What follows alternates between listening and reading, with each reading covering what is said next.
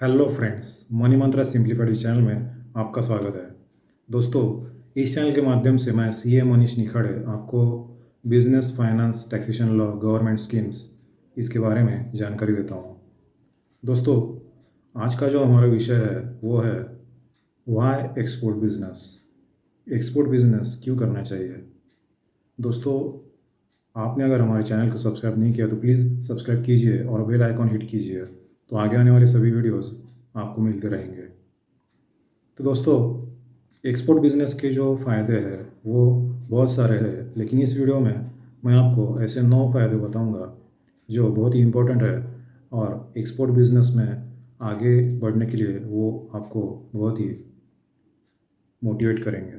तो दोस्तों, first of all, export business में आपको मार्केट साइज़ जो है वो बहुत बड़ा मिलता है, क्योंकि जब आप इंडिया में कोई भी माल बेचते हैं तो उस केस में आपका मार्केट साइज़ वो लिमिटेड रहता है आपके शहर तक या फिर आपके राज्य तक, या फिर अगर आप आउट ऑफ स्टेट भी सेल करते हैं तो आपका जो मार्केट साइज़ है, आपका कस्टमर बेस है, वो एक लिमिटेड रहता है और उसमें आपको ज़्यादा ग्रोथ और प्रॉफिट नहीं मिल सकता और कंपटीशन भी बहुत ज़्यादा है।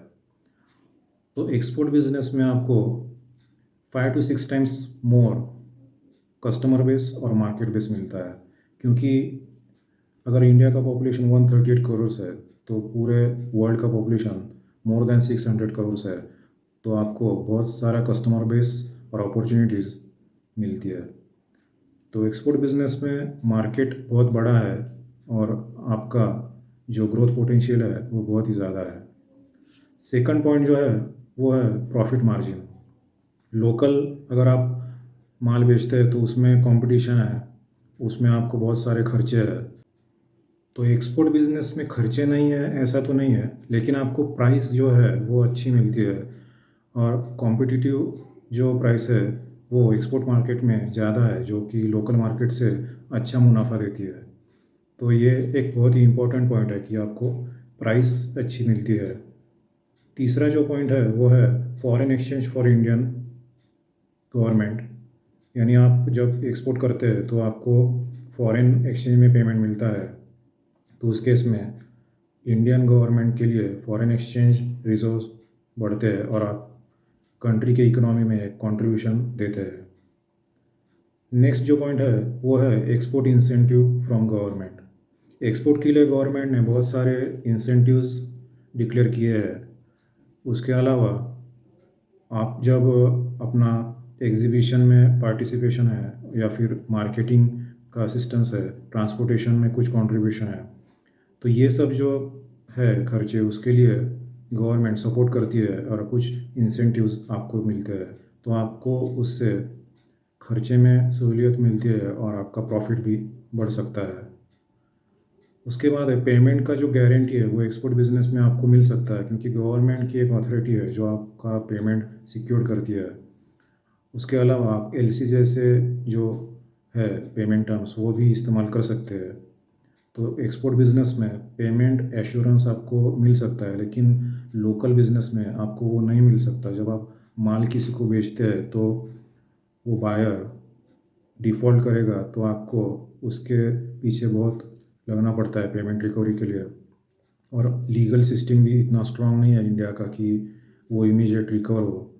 तो लोकल जो सेल है उसमें ये रिस्क बहुत ही है कि बायर डिफ़ॉल्ट कर दे, पेमेंट ना करे, तो आपको बहुत ही बड़ा मुश्किल का सामना करना पड़ सकता है। लेकिन एक्सपोर्ट बिजनेस में क्या है कि आप ऐसे कुछ टर्म्स एंड कंडीशन यूज़ करेंगे और अच्छे से सिस्टमेटिक वे से, जो कि गवर्नमेंट गाइडलाइंस है कि आपको एक्सपोर्ट कैसा करना चाहिए और पेमेंट टर्म्स कैसे करने चाहिए बायर के साथ, उसके हिसाब से अगर आप करेंगे तो आपको पेमेंट में डिफ़ॉल्ट नहीं होगा और आपको इसमें लॉस नहीं हो सकता।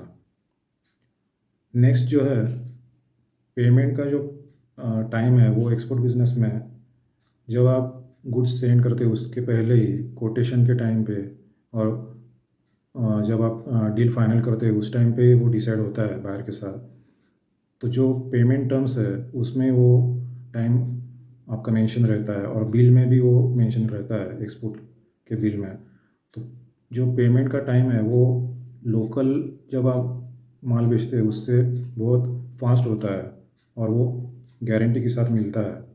तो ये एक बेनिफिट अच्छा है कि एक्सपोर्ट बिजनेस में आपको जल्दी पेमेंट मिलता है as compare to local sale. Loss जो है वो बहुत ही कम है इस बिज़नेस में। अगर आप सिस्टमेटिक वे से ये बिज़नेस करें तो आपको लॉस होने की संभावना बहुत ही कम है, क्योंकि सभी जो बिज़नेस है ये एक्सपोर्ट के, वो दोनों कंट्रीज़ के बीच होते हैं। तो दोनों कंट्रीज़ की गवर्नमेंट भी इसमें इन्वॉल्व होती है, और रिज़र्व बैंक या फिर सेंट्रल बैंक जो है उसका भी इन्वॉल्वमेंट इसमें रहता है, क्योंकि फॉरेन एक्सचेंज में डीलिंग होता है। इसका जो कॉस्टिंग है, यानी अगर आपको एक्सपोर्ट बिज़नेस स्टार्ट करना है तो उसमें स्टार्टिंग कॉस्ट बहुत ही कम है। लोगों को लगता है कि एक्सपोर्ट बिज़नेस में बहुत बड़ा इन्वेस्टमेंट चाहिए, लाखों करोड़ों लोगों जो होता है जब टर्नओवर, तो उसमें इन्वेस्टमेंट भी उतना ही लगेगा। तो ऐसा नहीं है। आपको अगर एक्सपोर्ट बिज़नेस स्टार्ट करना है तो मिनिमम टू मिनिमम आप 15,000 से भी ये स्टार्ट कर सकते हैं, क्योंकि रजिस्ट्रेशंस लाइसेंसेस जो है वो सब मिला के आप private limited company, proprietorship, partnership form इस टाइप में कर सकते हैं। और अगर प्रोप्राइटरशिप में करेंगे तो आपको 8 या 10,000 में भी ये बिज़नेस शुरू करने के लिए चांस है। इसके अलावा इस बिज़नेस में कुछ क्वालिफ़िकेशन वगैरह लगता नहीं है, क्योंकि बहुत सारे लोग सोचते हैं कि इसमें इंग्लिश आना चाहिए या फिर हम बाहर से कम्युनिकेट कैसे करेंगे। तो इसमें जो है वो प्रोडक्ट के जो कोड है वो सभी ऑल ओवर वर्ल्ड सेम है। तो जो प्रोडक्ट आप बेच रहे हैं उसका आप कोड भी बताएंगे तो भी बाहर समझ सकता है कि आपके पास क्या प्रोडक्ट है। कम्युनिकेशन स्किल जो है वो आपको सीखना पड़ेगा। आपको अंग्रेज़ी आनी चाहिए ऐसा कुछ कंपलसरी नहीं है। तो क्वालिफ़िकेशन, आपने पढ़ाई कहाँ तक की है, इसका कुछ भी इम्पोर्टेंस इस बिज़नेस में नहीं है। तो आप ये बिज़नेस कम भी पढ़े लिखे हैं तो भी कर सकते हैं। सिर्फ आप में स्किल, एक इच्छा शक्ति होनी चाहिए।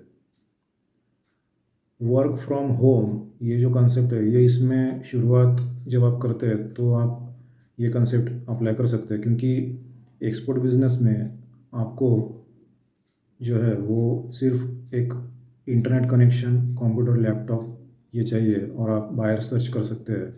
और बाहर मिलने के बाद आप अगर परचेस जो करने वाला है उससे सब क्या क्या रिक्वायरमेंट है वो अगर मांग लेते हैं, तो उस हिसाब से आप लोकल जो सप्लायर है, मैन्युफैक्चरर्स है, उससे कांटेक्ट करके वो माल आप डायरेक्ट एक्सपोर्ट कर सकते हैं। तो आपको ऐसा कुछ गोडाउन या बहुत बड़ी जगह लगेगी ऐसा कुछ नहीं है। सिर्फ आप अपना जो बायर फाइंडिंग का जो एक मेथड है इंटरनेट पे, या फिर ईमेल्स या फिर फ़ोन कॉल्स, ये सब करके आप घर से भी ये बिज़नेस शुरू कर सकते हैं। तो ज़्यादा इन्वेस्टमेंट इसमें नहीं है, ये भी बहुत इम्पोर्टेंट पॉइंट है। तो हर कोई इसके बारे में सोच सकता है, और सोचने के बाद एक्शन भी लेना ज़रूरी है। तो दोस्तों, ये थे कुछ पॉइंट्स कि आपको एक्सपोर्ट बिज़नेस क्यों करना चाहिए, और हर इंडियन बिजनेसमैन को एक्सपोर्ट के बारे में सोचकर उसमें आगे कदम बढ़ा के एक अच्छा ग्रोथ पाथ क्यों चूज़ करना चाहिए।